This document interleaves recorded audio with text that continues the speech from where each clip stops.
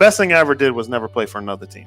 Okay. No. I would say, Wow, that's deep right there. yeah, I mean, if I would have done it, I would have been chasing the money.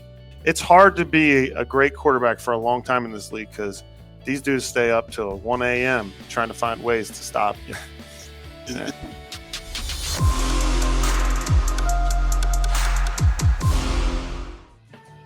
Welcome in, everybody. Sports Day, JAKIB Sports YouTube Network. We are coming to you live from just an amazing site here, Jeff D'Ambrosio Auto Group.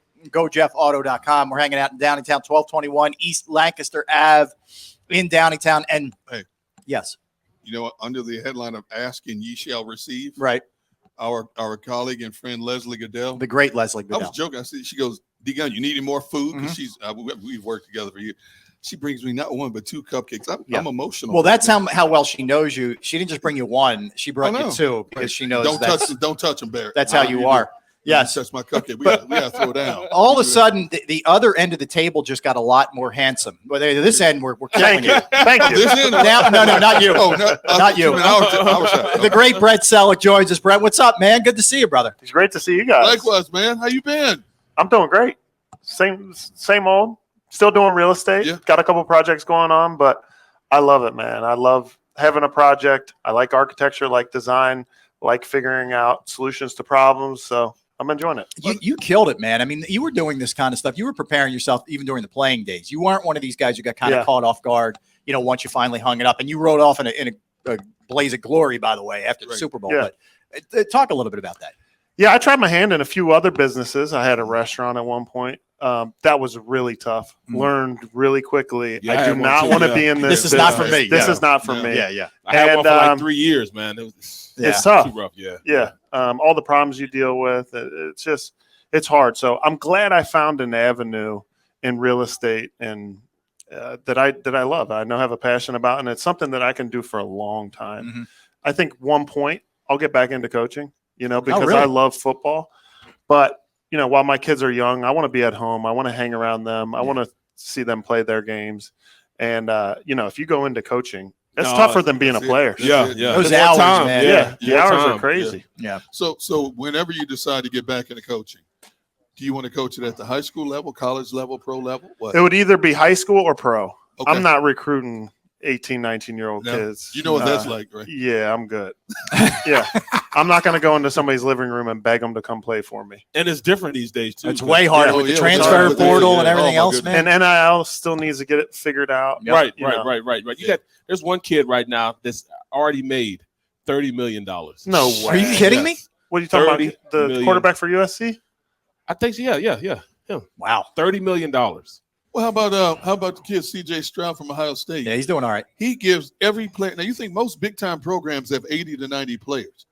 He gave every one of the players a certificate to get a $500 suit to travel. That's cool, man. That's awesome. You talk about building, wanting your guys to play for you. That's awesome. I agree. And then Deion Sanders' son, who quarterbacks for Deion's Jackson State team, gave every player a set of Beats headphones. Nice. You know how much those things cost? That's awesome. Right. That is very cool. I think they do need to find a way to share the wealth a little bit in college. Yes. And then I also think you need to take half that money and tie it to education. What I mean by that, put it in an escrow account. You can't touch it until you graduate. If you don't graduate, it goes back into a pool.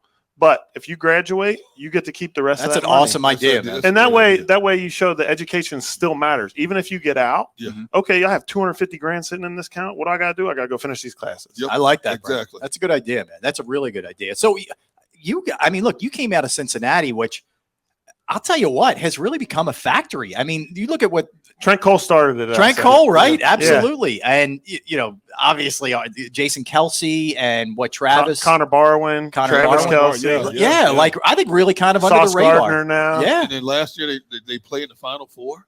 Yeah. We didn't show up to that's okay. Alabama's tough. You had to bring that up there? No. And they're in my conference also. They'll be in the Big 12 next year. But the only reason I said that is because when did you ever think of Cincinnati will be playing against those teams in a Final Four? No, I agree. So that tells you the evolution of what that program has done. And I think the program's continuing to go up. But what Luke Fickell has done in staying there, he's done something that no other coach has done. Everybody else has used it as a stepping stone. Okay. And we've had great coaches to come through there. But the fact that Luke is just staying there and, making that his home, it's awesome. It's great. Really cool. It's great for the university. It's great for the town. It's awesome. Let me ask you. We got to ask you. He probably took a pay cut to come to the NFL. They paid you guys. Oh, man. Look who's talking. Unbelievable. Brian, I got to ask you, you clearly keep a close eye on the Birds, too, with what's happening with this team.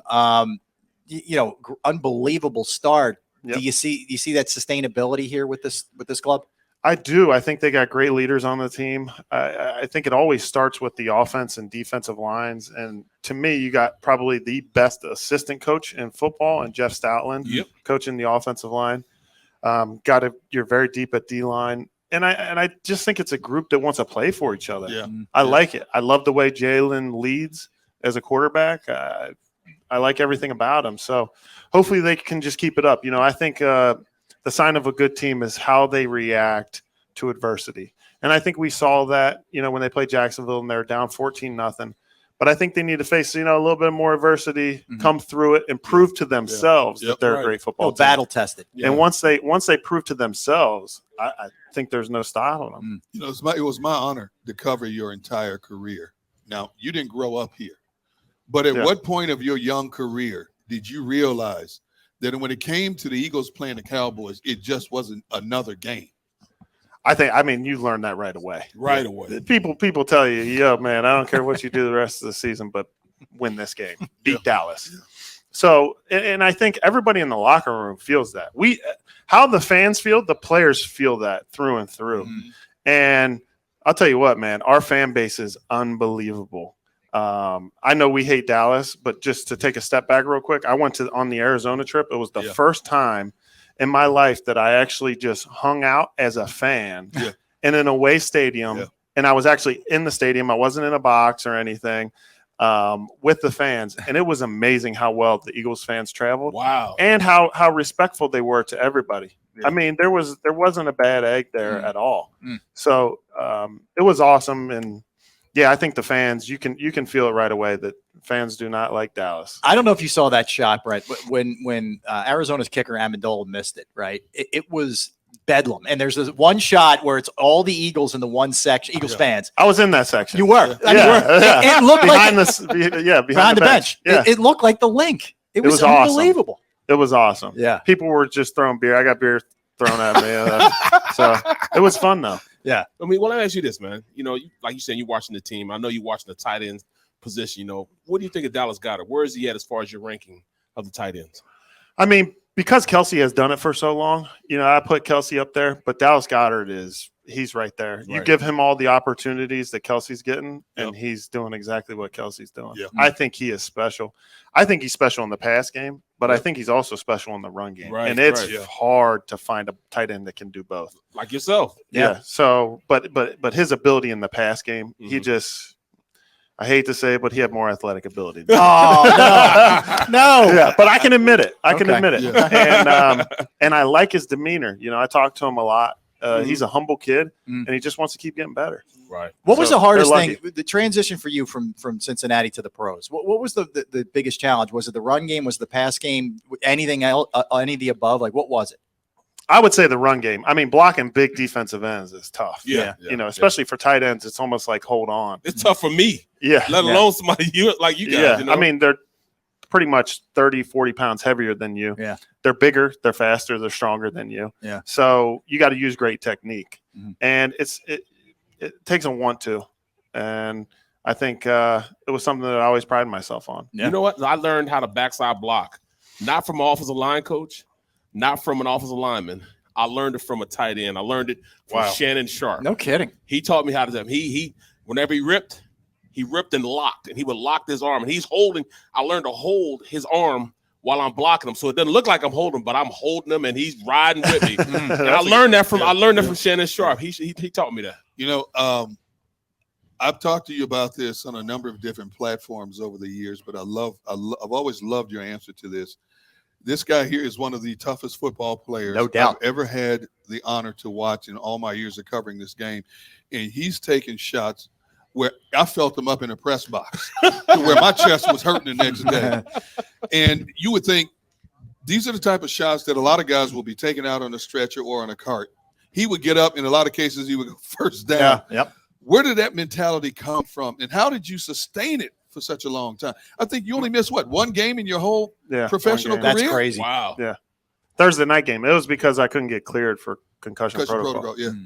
Where did that come? Where did that mindset come from? Jerome Bettis. I used to watch him. He was my idol. I only got to meet him once, and he was a great guy. But I don't think he understands. Like, I used to just idolize that guy and everything that he did, and so I tried to play the tight end position like Jerome Bettis played the running back position. Wow, that's big. Because Jerome was such a great guy. I can remember we'd be in a huddle. He had asthma, and I used to keep my inhaler in my sock. On the side. You played with it? Yeah, my sock. So we in a huddle. He poor child. Let me see that. So I would give it to him. Was that legal back then? I don't know, but we did it. We in the Super Bowl. I'm saying, here you go, man. Here you go. He's ready to roll again. And dude, when he fumbled that ball in Indy, oh my God. I just wanted the Super Bowl so bad for him. So Ben saved it. Oh my goodness! I was out one of the great tackles in the history of the NFL. Like, no. Yeah. How many guys get not just to win a Super Bowl, but to win it in their own hometown and ride off into the sunset? That was unbelievable. That's the perfect ending to a career. Well, you ended with a Super Bowl. Yeah, you ended pretty sweet. Yeah. Yeah. It was the best thing I ever did was never play for another team. Okay. I would say, wow, that's deep right there. Yeah, I mean, if I would have done it, I would have been chasing the money. I wouldn't have been happy because I love the guys in our locker room. I would have felt like I was cheating on them. Like, man, I was sitting in this locker room for so long saying, yo, this is what we got to do. We got to win this. And then we win it. I'm done. Yep. So you knew before the game if you guys won it, you were going to ride off? No, I didn't. I wanted to keep playing. Okay.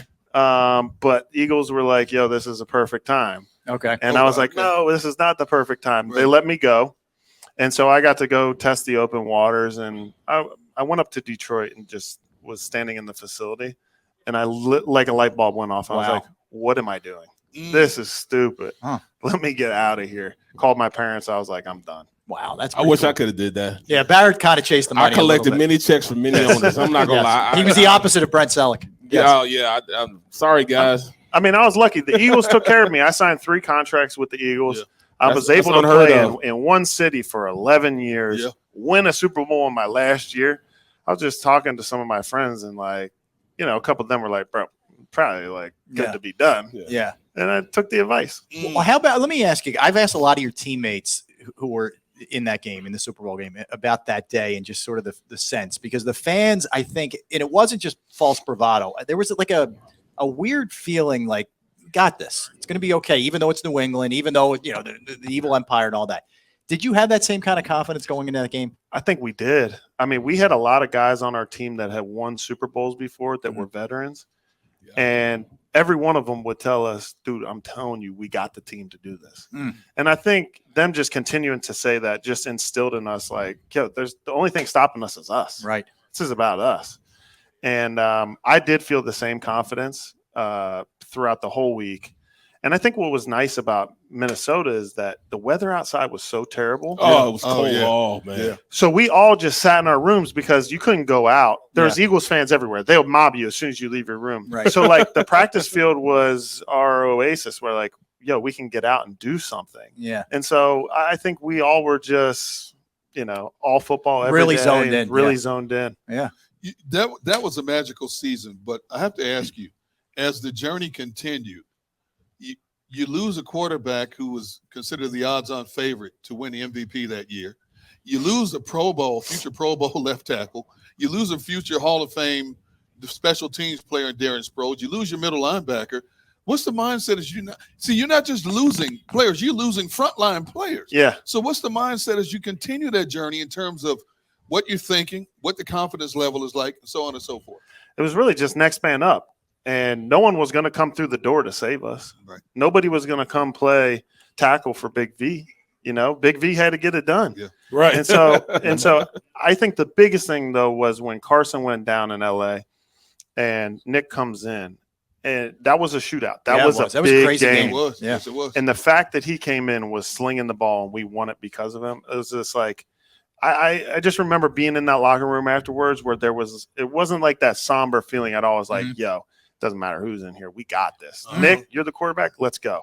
I remember even Doug the next day, and I know most coaches are always going to say, "Hey, everybody's going to be fine." You really felt the conviction, with Doug that next day. Like, hey, I know everybody's panicking. We got this. Like, we're all right. And you sort of felt it off of Doug that day. Yeah, and then there were some downs. Like I think when we played those last couple games, we were playing the Raiders, I believe, and things weren't looking so good. There was a lot of people doubting us. And I mean, that's why we were underdogs the whole playoffs because there was some question marks, but we had already locked up the number 1 seed. It was, a different situation. Yeah. Well, how was, Doug being the coach? You had 3 different coaches, head coaches, where did Doug, what would you rank him as far as, with the Big Red? Who would you say was the coach that taught you the most? I mean, Coach Reed was unbelievable. And I think Doug would even tell you there's so much that Coach Reed taught Doug. But I think what was different about Doug is Doug played the game. Doug was an NFL player for a long time. And so he knew how to relate to the guys. And I will say to him blue in the face, like, coach's job is to put players in position to make plays. Right. He did a great job of that. He's one of the best play callers I was ever around. So when you can do that stuff, you're going to inspire your team to be great. And I think that was one of Doug's greatest qualities. Yeah, I spoke to Jason Avant on Wednesday, and Jason said the difference between Reed and you with Chip is he said that, all right, if he didn't understand something, he could go to Coach Reed, hey, Coach, what's going on here? Why are we doing this? And Coach would say, all right, well, hey, he wouldn't take it as, are you trying to big time? He'd say, all right, hey, ask this question in front of everybody so I can answer in front of everybody because I want everybody to know why we're doing this. He said Chip was total opposite. He would think you're trying to undermine his authority and be like, oh, no, just do what I told you to do. And he said that was the biggest difference between his coaching staffs he was with Chip being the worst. What would you say was Chip's quality that he – I mean, there were some good things. I don't really like talking bad about people that coached me. And I like Chip. I thought Chip taught me some things about football with regards to terminology and how he was doing things and hydration and stuff like that I really liked. I know that there's times where he rubbed people the wrong way, or the way he did things, or, you would walk by him and maybe didn't look at you and you'd be like, oh man, is coach not like me? So there was, there's a lot of that stuff that would happen. And listen, it only gets magnified when you're losing. Right. And once we started losing and things started going sideways, things turn. Brad, back to present day, Jalen Hurts, just the way that he's grown from last year, get a couple starts his rookie year, but the leap from last year to this year, it's been pretty remarkable. It's major. I mean, and I like the plays we're calling. I think because we have a great offensive line, like we got to get that run game going all the time. I think run, play action is great for Jalen, and I think he's showing you what he can do. And I think he's also making good decisions on these RPOs. Like RPOs are a big part of their game, and he's doing a good job. So he just needs to keep it up. It's hard to be a great quarterback for a long time in this league because these dudes stay up till 1 a.m. trying to find ways to stop you.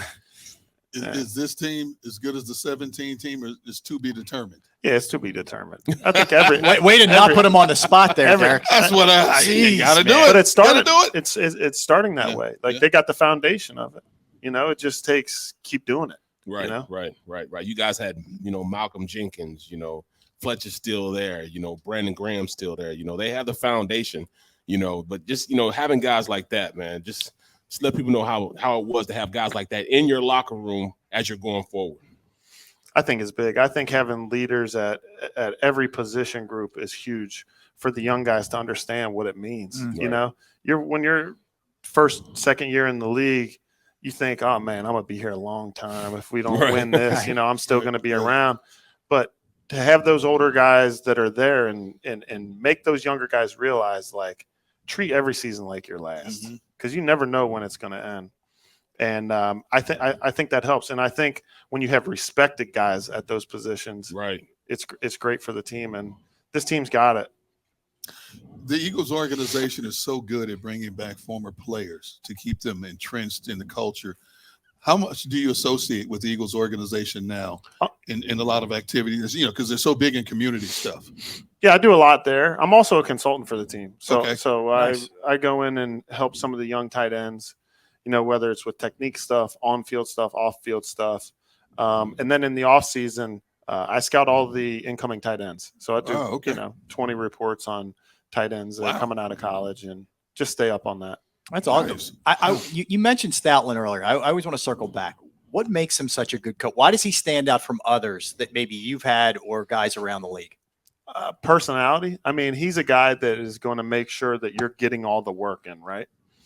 But there's few guys that really are just like, from a personality standpoint, they know how to make everybody tick. Mm-hmm. Lane Johnson, what it takes to make Lane Johnson tick is different than what it takes to make Kelsey tick. Mm-hmm. And when you have 5 different guys that are starting, that is a hard job to do. When you have 5 different personalities, right? Yeah. Get all those guys to mesh. Yeah. Make sure that you're giving them all enough attention.